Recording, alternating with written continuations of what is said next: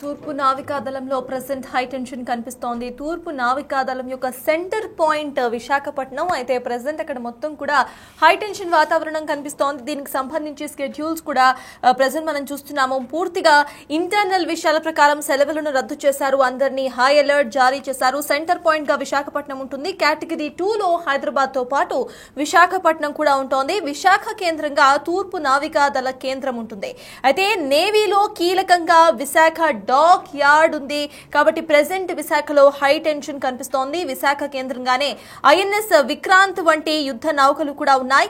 విశాఖలో మాక్ డ్రిల్స్ కు ప్రిపరేషన్స్ కూడా జరుగుతున్నాయి. అయితే మాక్ డ్రిల్స్ క్యాన్సిల్ అయ్యాయంటూ కూడా వార్తలు చక్కర్లు కొడుతున్నాయి. ప్రెసెంట్ మాక్ డ్రిల్స్ గురించి ఇంకా క్లారిటీ లేదు. మరి కాసేపట్లో దానికి సంబంధించిన అప్డేట్ కూడా రాబోతోంది. ఇప్పటికే మొత్తం దేశం మొత్తం మీద 200+ సిటీస్ లో ఇక్కడ మాక్ డ్రిల్స్ ను ఏర్పాటు చేస్తోంది సెంట్రల్ గవర్నమెంట్. అయితే ఈ మాక్ డ్రిల్స్ కు సంబంధించి మాక్ డ్రిల్స్ క్యాన్సిల్ అయ్యాయంటూ పొద్దున్న నుండి వార్తలు వస్తున్నాయి. అయితే మాక్ డ్రిల్స్ కు సంబంధించి ఇంకా ఒక క్లారిటీ అప్డేట్ అయితే లేదు. కొంతమంది మాక్ డ్రిల్స్ ఉంటాయంటున్నారు, కొంతమంది మాక్ డ్రిల్స్ క్యాన్సిల్ అయ్యాయంటున్నారు. సో ఇంకా సెంట్రల్ గవర్నమెంట్ నుండి కానీ లేకపోతే ఎవరి దగ్గర నుండి కానీ అఫీషియల్ అనౌన్స్మెంట్ ఇంకా రాలేదు. మరి మాక్ డ్రిల్స్ ఉంటాయా లేదా అనేది వేచి చూడాలి. ఇక తూర్పు నావికాదళానికి సెంటర్ పాయింట్ గా ఉన్న విశాఖపట్నంలో మాత్రం ఇప్పుడు హై టెన్షన్ వాతావరణం కొనసాగుతోంది. అందరికి కూడా సెలవులు రద్దు చేసి హుటాహుటిన అందరూ కూడా డ్యూటీలో జాయిన్ అవ్వాలంటూ ఇప్పటికే గవర్నమెంట్ ఆదేశించడంతో ఇటు ప్రతి ఒక్కరు కూడా విశాఖ నేవికాదళంలో వాళ్ళు అందరూ కూడా సెలవులను రద్దు చేసుకొని ఇటు ఆన్ డ్యూటీలో కనిపిస్తున్నారు. ఇక కేటగిరీ 2లో హైదరాబాద్ తో పాటు వైజాగ్ కూడా ఉంది. ఏపీలో మేజర్ హై టెన్షన్ మొత్తం కూడా మనకి వైజాగ్ లో కనిపిస్తోంది. ఇక వైజాగ్ కేంద్రంగానే ఐఎన్ఎస్ విక్రాంత్ వంటి యుద్ధ నౌకలు కూడా ఉన్నాయి. విశాఖలో కూడా మాక్ డ్రిల్స్ జరగవచ్చని మనకి ఇప్పటికే ప్రిపరేషన్స్ కూడా స్టార్ట్ చేశారు. అయితే ఈ మాక్ డ్రిల్స్ ఉంటాయా లేదా అనేది ఇంకా క్లారిటీ అయితే రాలేదు. ప్రెసెంట్ దీనికి సంబంధించిన పూర్తి అప్డేట్స్ ను మా ప్రతినిధి రాజు అందిస్తారు. రాజు చెప్పండి, ఇటు తూర్పు నావికాదళంలో సెంటర్ పాయింట్ గా వైజాగ్ ఉంది. అక్కడ హై టెన్షన్ కూడా కనిపిస్తోంది అని అర్థమవుతోంది. అసలు అక్కడ ప్రెసెంట్ అధికారులు ఎలాంటి ప్రిపరేషన్స్ చేస్తున్నారు? అప్డేట్స్ ఏంటి? హై సెన్సిటివ్ ఏరియాలో ఉన్నటువంటి సెకండ్ ప్లేస్ లో వైజాగ్ ఉన్నటువంటి నేపథ్యంలో ప్రస్తుతం అటు సెంట్రల్ హోమ్ మినిస్టర్ నుంచి వచ్చినటువంటి ఆదేశాల మేరకు విశాఖపట్నంలో 2 ప్లేసెస్ లో మాక్ డ్రిల్ నిర్వహించడానికైతే ఏర్పాట్లు అయితే చేస్తున్నటువంటి పరిస్థితి కనిపిస్తుంది. ముఖ్యంగా చూస్తే అటు జాలర్పేట పోర్టుకి సమీపంలో ఒక చోట ఈ మాక్ డ్రిల్ సాయంత్రం 4 గంటలకైతే ఏర్పాటు చేసినటువంటిది అయితే ఉంది.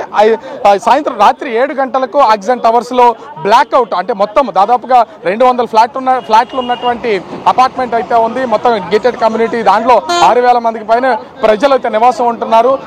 విశాఖలో హైయెస్ట్ హైట్ ఉన్నటువంటి బిల్డింగ్ అదే 30 అంతస్తులు ఉన్నటువంటి బిల్డింగ్. దీంట్లో బ్లాక్అవుట్ పేరుతో మొత్తం అంతా కూడా ఆ చీకటి అంటే ఒక్క లైట్ కూడా లేకుండా ఒకవేళ విమానాలు కనుక బాంబర్లతో దాడి చేస్తే ఎలా రక్షించుకోవాలనే దాని మీద రాత్రి 7 గంటలకు చేయడానికి పూర్తి స్థాయి సన్నాహాలు అయితే చేసినటువంటి పరిస్థితి ఉంది. మొత్తం 15 శాఖలకు సంబంధించినటువంటి వాళ్ళు ప్రస్తుతం అయితే అక్కడ మనమైతే చూడొచ్చు. ఎప్పుడు సన్నాహాలు అయితే ప్రస్తుతం జరుగుతూ ఉన్నాయి. విమానాలకు సంబంధించి ముఖ్యంగా యుద్ధ విమానాలు ఇవి విశాఖలో అయితే రిహార్సల్స్ చేస్తున్నటువంటి దాన్ని కూడా మనం చూడొచ్చు. నిత్యము విశాఖకు సంబంధించి ఇక్కడే ఎయిర్ బేస్ ఉండడం, ముఖ్యంగా ఇక్కడ నేవల్ బేస్ గా అయినటువంటి నేపథ్యంలో వీళ్ళందరూ కూడా ప్రస్తుతం అయితే ఇక్కడికి వస్తున్నటువంటి అంటే ఇక్కడ ప్రాక్టీస్ అవుతున్నటువంటిది అయితే మనకు కనిపిస్తుంది. ముఖ్యంగా చూస్తే ఇక్కడ విక్టరీ ఎట్ సీ 1971లో జరిగినటువంటి పాకిస్తాన్ యుద్ధం మీద విజయం సాధించినందుకు గుర్తుగా విశాఖలో విక్టరీ ఎట్ సీ నిర్మాణం అయితే జరిగింది. మొత్తం నేవల్ బేస్ కి సంబంధించినటువంటి ఆఫీసర్స్ అందరూ కూడా ఇక్కడ నివాళులు అర్పిస్తుంటారు. ఆ ప్లేస్ లో ఆపరేషన్ సింధూర్ ప్రస్తుతం భారత ప్రభుత్వం చేపట్టినటువంటి నేపథ్యంలో ఆనందం వ్యక్తం చేస్తూ పాకిస్తాన్ ఉగ్ర స్థావరాల మీద దాడులు చేసి ఉగ్రవాదుల్ని హతమార్చిన దానికి ప్రస్తుతం అందరూ ఆనందం వ్యక్తం చేస్తున్నటువంటి పరిస్థితి ఉంది. జనజాగరణ సమితికి సంబంధించినటువంటి మెంబర్లు భారత మాతకి జై అంటూ వీళ్ళందరూ నినాదాలు చేస్తున్నారు. ఏం చెప్తారు? ప్రస్తుతం అయితే ఆపరేషన్ సింధూర్ పేరుతో భారత్ అటు పాకిస్తాన్ లో ఉన్నటువంటి ఉగ్ర స్థావరాల మీద దాడి చేసినటువంటి పరిస్థితి కనిపిస్తుంది. పెహల్గాం దాడి జరిగిన తర్వాత భారతదేశం అంతా కోరుకునేది ఒకటే, ప్రపంచ పటంలో పాకిస్తాన్ లేకుండా చేయాలి. పెహల్గాం దాడి తర్వాత ఏ ఒక్క భారతీయుడు కూడా సరిగా నిద్రపోలేని పరిస్థితి. చాలా మంది భారత సైన్యం ఎయిర్ ఫోర్స్ లో పనిచేసినటువంటి సైన్యానికి సెలవులు రద్దు చేయడం వల్ల కొత్తగా పెళ్ళైనటువంటి భార్యను కూడా తన ఇంటి దగ్గర వదిలేసి దేశం కోసం యుద్ధం చేయడానికి వెళ్ళారు. ప్రతి ఒక్క భారతీయుడు కూడా భారత సైన్యానికి, కేంద్ర ప్రభుత్వానికి మద్దతు తెలపాలి. ఇట్లాంటి ఆపరేషన్ సింధూర్ వంటి ఆపరేషన్లు 100 జరగాలి. పాకిస్తాన్లో ఒక్క ఉగ్రవాది కూడా లేకుండా చేయాలి. సో ఒక్కొక్కరుగా మొత్తం ఇక్కడ అంతా ఆనందం వ్యక్తం చేస్తున్నటువంటిది అయితే ఉంది. ఏం చెప్తారు సో ఆపరేషన్ సింధూర్ గురించి? ఆపరేషన్ సింధూర్ ఈరోజు మన దేశ ప్రజలకు కానీ ఇక్కడ ఉన్న జవాన్లు కానీ ఆత్మస్థైర్యాన్ని ఇచ్చింది. ఈరోజు ప్రతి ఒక్క ఆర్మీ జవాన్కి మేము మద్దతుగా ఉంటాము. ఎందుకంటే వాళ్ళ కుటుంబాలు త్యాగం చేసి వాళ్ళని బార్డర్ దాచి ఆపరేషన్ సింధూర్లో పార్టిసిపేట్ చేస్తున్నారు. ఈరోజు పాకిస్తాన్ అనే దేశం ఎంత ధైర్యవంతని చూపిస్తుందో, ఆ ధైర్యాన్ని ఎంత భయంకరంగా ఉంటుందో, భారతదేశం ఒక ఉగ్ర రూపాన్ని ఏ విధంగా ఉంటుందో ఈరోజు పాకిస్తాన్ చూడబోతుంది.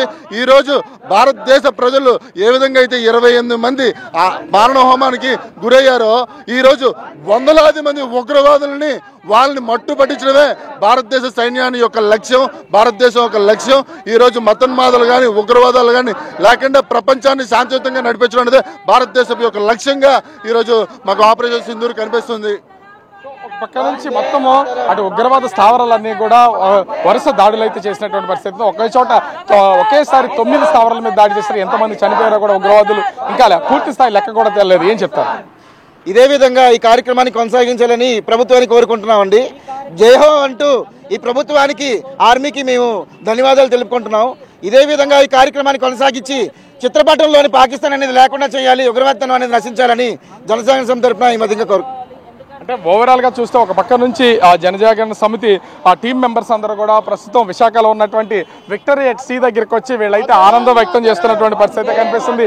మరో పక్క చూస్తే ఆ విశాఖలో 2 చోట్ల అంటే విశాఖ అంటే ఆంధ్రప్రదేశ్ కి సంబంధించి విశాఖపట్నం, అటు తెలంగాణకు సంబంధించి హైదరాబాద్, ఈ 2 ఉన్నటువంటి నేపథ్యంలో సెన్సిటివ్ ఏరియాస్ గా విశాఖపట్నంలో ప్రస్తుతం ఈ రోజు 2 ప్లేసెస్ లో ఈ మాక్ డ్రిల్ అయితే నిర్వహించడానికి అన్ని ఏర్పాట్లు చేశారు. ఈ సివిల్ మాక్ డ్రిల్ కి సంబంధించి ఏర్పాట్లు అయితే పూర్తయ్యాయి. దాదాపుగా 9 గంటల నుంచి ఆ జిల్లా కలెక్టరేట్ లో, విశాఖ జిల్లా కలెక్టరేట్ లో రివ్యూ మీటింగ్ అయితే జరుగుతున్నటువంటి అయితే ఉంది. 11:30 తర్వాత ఈ రివ్యూ మీటింగ్ అయితే ముగుస్తుంది. 11 తర్వాత రివ్యూ మీటింగ్ ముగిసిన తర్వాత 15 శాఖలకు సంబంధించినటువంటి అధికార యంత్రాంగంతో ప్రస్తుతం అయితే అందరూ కూడా అటు జాలర్పేటలో ఉన్నటువంటి పోర్టు సమీపంలో ఉన్నటువంటి జాలర్పేటకు వెళ్తారు. అక్కడ వాళ్ళు ఈ ప్రజలందరినీ కూడా అప్రమత్తం చేస్తారు. పోలీస్ సైరన్ వేస్తే అందరూ ఎంత అప్రమత్తం కావాలో దీనంతా కూడా చెప్పే ప్రయత్నం అయితే చేస్తారు. ఎన్ని జాగ్రత్తలు తీసుకోవాలో చెప్పే ప్రయత్నం అయితే చేస్తారు. అదేవిధంగా అటు ముఖ్యంగా ఆక్సిజన్ టవర్స్ లో కూడా మరొక టీము అక్కడికి వెళ్లి ఆ బ్లాక్అవుట్ ఏ విధంగా నిర్వహించాలనేది చెప్పే ప్రయత్నం అయితే చేస్తున్నారు. ఓవర్గా చూస్తే ఆపరేషన్ సింధూర్ కి సంబంధించి మొత్తం విశాఖ వాసులు ఆనందం వ్యక్తం చేస్తున్నటువంటి పరిస్థితి ఉంటే, మరో పక్క నుంచి ఎలా జాగ్రత్తలు తీసుకోవాలి యుద్ధం వస్తే అనే దాని మీద అధికారులు అయితే సమాయత్తం చేస్తున్నటువంటి పరిస్థితి కనిపిస్తుంది. సత్తాస్.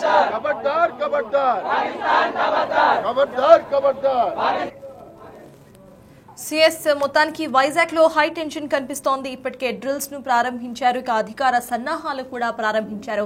మనం ఇందాక విజువల్స్ లో చూసాము అధికారుల యొక్క ఇటు ఫ్లైట్స్ ఏవైతే ఉన్నాయో వార్ ఫ్లైట్స్ అన్ని కూడా మనం చూసాం ఇందాకటి విజువల్స్ లో. అట్ ద సేమ్ టైమ్ 1971లో పాక్ తో యుద్ధంలో ఇటు విజయం సాధించిన చిహ్నంగా విక్టరీ ఎట్ సీను ఏర్పాటు చేశారు 1971లో. దానికి చిహ్నంగా అక్కడ విశాఖ యువత కూడా భారత మాతాకి జై అంటూ నినాదాలు చేస్తూ ఇటు భారత ప్రభుత్వానికి, భారత నేవీ, ఆర్మీ ఫోర్సెస్ కు కూడా తన పూర్తి మద్దతు ఉంటుంది అంటూ కూడా వాళ్ళు వ్యాఖ్యానిస్తున్నారు.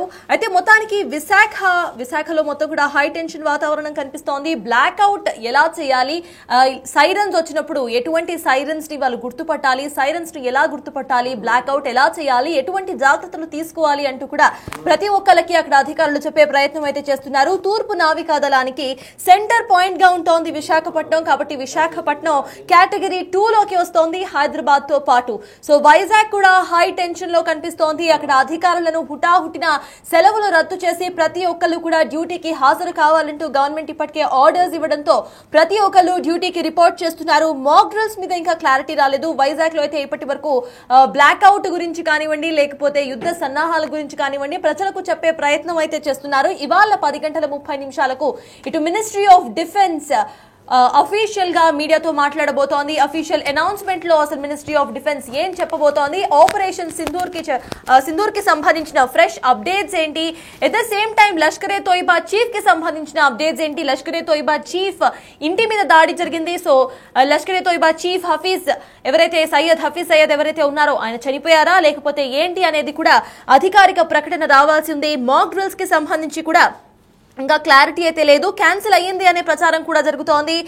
కానీ అప్డేట్ అయితే ఇంకా రావాల్సి ఉంది.